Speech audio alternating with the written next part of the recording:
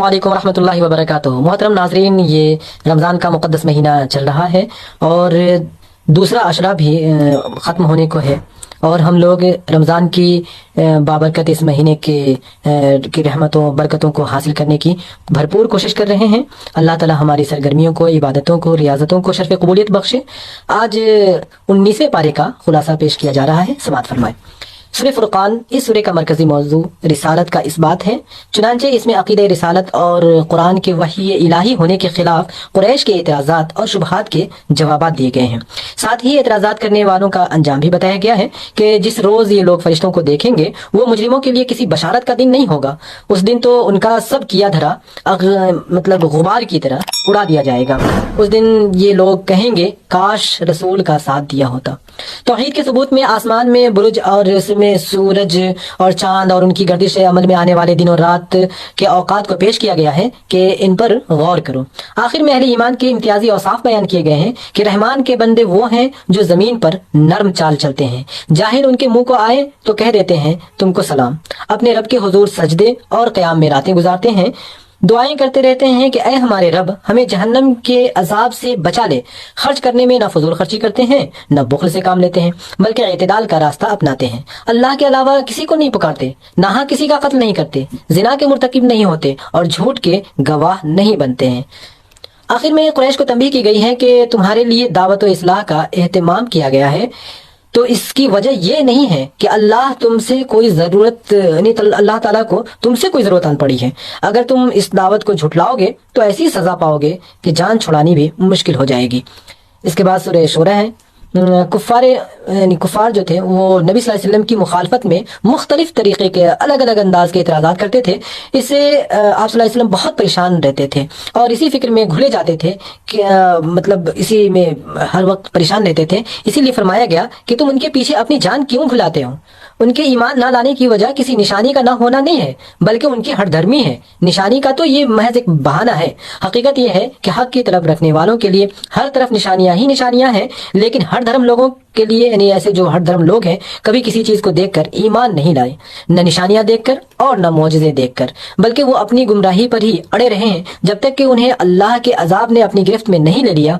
उसके सबूत में हजरत मूसा अलैहिस्सलाम, इस बात के सबूत में हजरत मूसा अलैहिस्सलाम, हजरत इब्राहिम अलैहिस्सलाम, हजरत नूह अलैहिस्सलाम, हजरत हूद अलैहिस्सलाम, हजरत सालेह अलैहिस्सलाम, हजरत लूत अलैहिस्सलाम और हजरत शुआइब अलैहिस्सलाम और उनकी कौमों के वाक़यात पेश किए गए हैं कि नबी को झुटलाने के नतीजे में इन पर अल्लाह का अजाब नाजिल हुआ है। इस तारीखी बयान के ज़िम्न में चंद बातें ज़हन नशी कर लेनी चाहिए। नंबर 1, अल्लाह की निशानियां दो तरह की हैं। एक किस्म की निशानी मतलब वो ऐसी निशानियां हैं जो ज़मीन पर हर तरफ फैली हुई हैं, जिन्हें देखकर साहिब अक्ल यानी हर बाशऊर इंसान, हर अक्ल वाला इंसान तहकीक कर सकता है कि नबी सल्लल्लाहु अलैहि वसल्लम जिस चीज़ की तरफ बुला रहे हैं वो हक है या नहीं है। दूसरी किस्म की निशानियां वो हैं जो फिरौन और उसकी कौम ने देखी, हजरत नूह अलैहिस्सलाम की कौम ने देखी, आद और समूद ने देखी, कौम लूत और असहाबुल ऐका ने देखी। अब ये फैसला करना कुफार का काम है कि वो दोनों में से कौन सी निशानियां देखना चाहते हैं।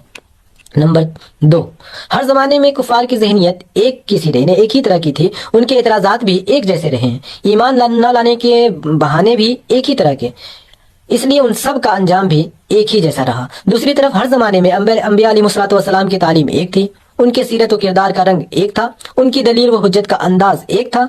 इसलिए उन सब के साथ अल्लाह ताला यानी ऐसे लोग, इन सब लोगों के साथ अल्लाह ताला की रहमत का मामला भी एक ही था।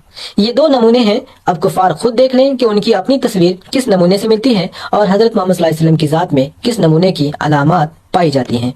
नंबर 3, एक बात जो बार बार दोहराई गई है कि वो ये कि अल्लाह ज़बरदस्त, कादिर व तवाना भी है और रहीम भी है। तारीख में इसके मतलब उसके कहर की मिसालें भी मौजूद हैं और रहमत की भी मिसालें मौजूद हैं। अब ये खुद लोगों को तय करना है कि वो अपने आप को उसके रहम का मुस्तहिक बनाते हैं या कहर का मुस्तहिक बनाते हैं। आखिर में कहा गया है कि अगर तुम लोग निशानियां ही देखना चाहते हो तो खौफनाक निशानियां देखने की जिद क्यों करते हो जो तबाहशुदा कौमों ने देखी थी, यानी वो लोग जो तबाह हुए थे। ये तबाही की निशानियां क्यों देखना चाहते हो? इस कुरान को मतलब ये जो कुरान तुम्हारे सामने है, कुरान ही को देखो जो तुम्हारी अपनी ज़बान में है। हजरत मोहम्मद सल्लल्लाहु अलैहि वसल्लम को देखो, उनके साथियों को देखो। क्या ये कलाम किसी शैतानी या जिन का हो सकता है? क्या इस कलाम को पेश करने वाला तुम्हें काहिन नजर आता है? क्या हजरत मोहम्मद सल्लल्लाहु अलैहि वसल्लम और उनके साथी तुम्हें शायरों जैसे नजर आते हैं? تمہارا دل گواہی دے گا کہ کہانت اور شاعری سے اس کا کوئی دور کا واسطہ بھی نہیں ہے، یعنی دور دور تک اس سے کوئی واسطہ نہیں، تو پھر اچھی طرح جان لو کہ تم ظلم کر رہے ہو اور ظالموں کا سا انجام دیکھ کر رہو گے۔ یعنی جب دونوں میں اس طرح کی مطابقت نہیں ہے، دونوں ایک طرح کے نہیں ہے، تو پھر تمہیں ماننا چاہیے، مان لینا چاہیے، ایمان لانا چاہیے، لیکن پھر بھی تم نہیں سمجھ رہے ہو، نہیں سمجھ رہے ہو اور ظالموں والا کام کر رہے ہو، تو پھر اس کا انجام بھی خوفناک ہوگا، اسے بھی تم دیکھ کر رہو گے۔ اس کے بعد ناظرین سورہ نمل کا آغاز ہوتا ہے۔ اس سورہ کا مرکزی موضوع بھی قرآن کا پیغام ہے اور یہ بتانا ہے کہ آخرت میں ایمان نہ لانے کا انجام کیا ہوگا۔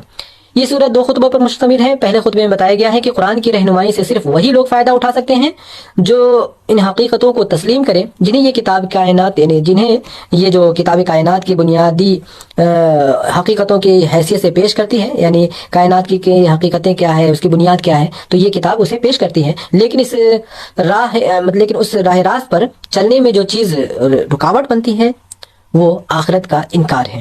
اس سلسلے میں 3 الگ الگ سیرتوں کے نمونے پیش کیے گئے ہیں۔ نمبر 1 نمونہ تو کہیں کہ وہ فرعون، قوم سمود کے سرداروں اور قوم لوط کے سرکش لوگوں کا ہے، جن کی سیرت آخرت کی فکر سے بے نیازی اور نتیجتاً نفس کی بندگی سے تعمیر ہوئی تھی۔ یہ لوگ کسی بھی نشانی کو دیکھ کر ایمان لانے کے لیے تیار نہیں ہوئے، بلکہ الٹے ان لوگوں کے دشمن ہو گئے جنہوں نے ان کو خیر یعنی بھلائی کی طرف بلایا۔ انہیں عذاب الہی میں گرفتار ہونے سے ایک لمحہ پہلے تک بھی ہوش نہیں آیا، یعنی ایسے لوگوں کو جب ان کی پکڑ ہوئی تو اس میں ذرا بھی دیر نہ لگی۔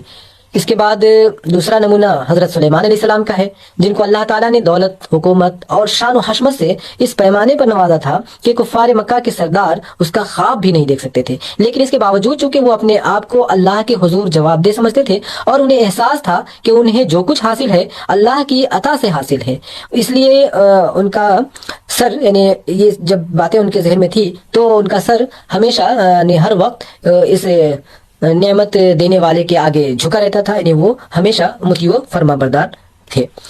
تیسرا نمونہ کہیں کہ وہ ملکہ سبا کا ہے، جو تاریخ عرب کی نہایت ہی مشہور دولت مند قوم پر حکمراں تھی۔ اس کے پاس وہ تمام اسباب موجود تھے جو کسی انسان کو غرور اور گھمنڈ میں مبتلا کر سکتے تھے۔ اس کا تعلق ایک مشرک قوم سے تھا، اس کے لیے شرک کا دین چھوڑ کر توحید کا دین اختیار کرنا اس سے بہت زیادہ مشکل تھا جتنا کسی عام مشرک کے لیے ہو سکتا ہے، لیکن جب اس پر حق واضح ہو گیا تو کوئی چیز بھی اسے قبول حق سے نہیں روک سکی، کیونکہ نفس کی بندگی اور خواہشوں کی غلامی کا مرض اس پر مسلط نہیں تھا۔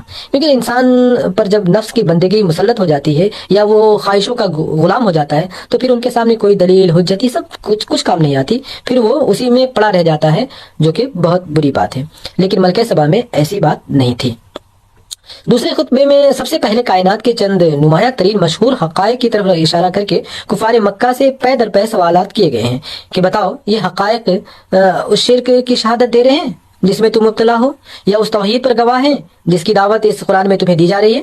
پھر ان کے اصل مرض پر انگلی رکھ دی گئی ہے کہ جس چیز نے ان کو اندھا بنا رکھا ہے اور جس چیز کی وجہ سے وہ سب کچھ دیکھ کر بھی کچھ نہیں دیکھتے اور سب کچھ سن کر بھی کچھ نہیں سنتے، وہ دراصل آخرت کا انکار ہے۔ خاتمہ کلام میں قرآن کی اصل دعوت یعنی خدائے واحد کی بندگی کی دعوت نہایت ہی مختصر مگر انتہائی مؤثر انداز میں پیش کر کے لوگوں کو خبردار کیا گیا ہے کہ اسے قبول کرنا تمہارے اپنے لیے فائدہ مند ہے اور اسے رد کرنا یا اسے ٹھکرا دینا، انکار کرنا تمہارے اپنے لیے نقصان دہ ہے۔